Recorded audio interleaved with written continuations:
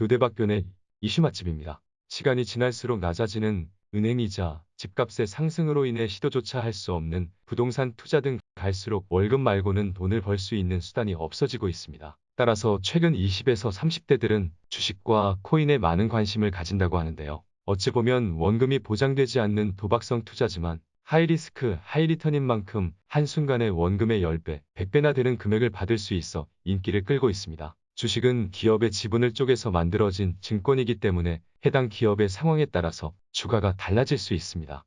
그러나 코인의 경우에는 실물이 없는 가상화폐라 할 수 있죠. 이런 코인의 특성 때문인지 최근 문제가 생기고 말았습니다.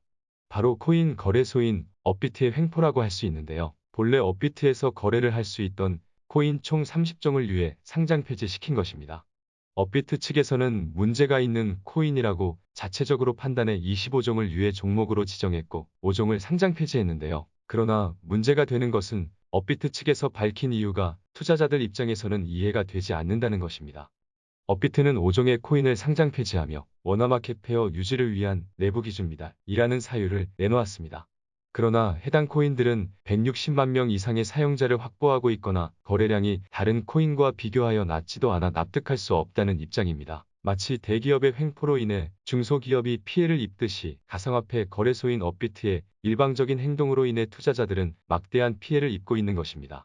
본인들이 나서서 거래를 할 수 있게 거래소에 올려놓고는 수수료만 떼어먹고 갑자기 폐지를 시키고 근본도 없는 코인들을 상장하여 심지어는 업비트 측에서 투자까지 해서 개인 투자자가 많아지자 미리 매도하여 이득만 보고 폐지를 했다는 것이 투자자들의 입장입니다. 특정 금융거래정보의 보고 및 이용 등에 관한 법률, 즉 특근법은 코인으로 조작 등의 장난을 하지 말라는 법인데요. 시행일은 21년 5월 20일이지만 현재는 유예기간이기 때문에 업비트가 특근법 시행 전 문제가 될 수 있는 코인을 정리한 것이 아니냐는 말도 나오고 있는 상황입니다. 그러나 아직까지는 시행된 것이 아니기 때문에 이것으로 인해 피해를 입은 투자자가 보상을 받거나 장난을 친 업비트 측이 책임을 질 방법은 없을 것으로 예상됩니다. 해당 내용이 담긴 국민청원까지 등장했을 정도인데요.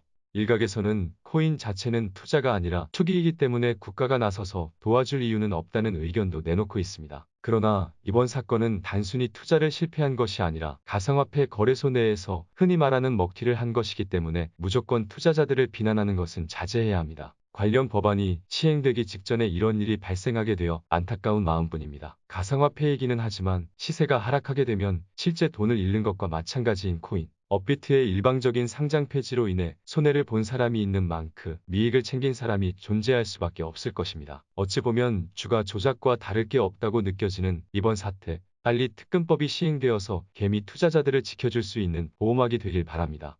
지금까지 교대박변이었습니다. 구독과 좋아요, 알람 설정 부탁드립니다.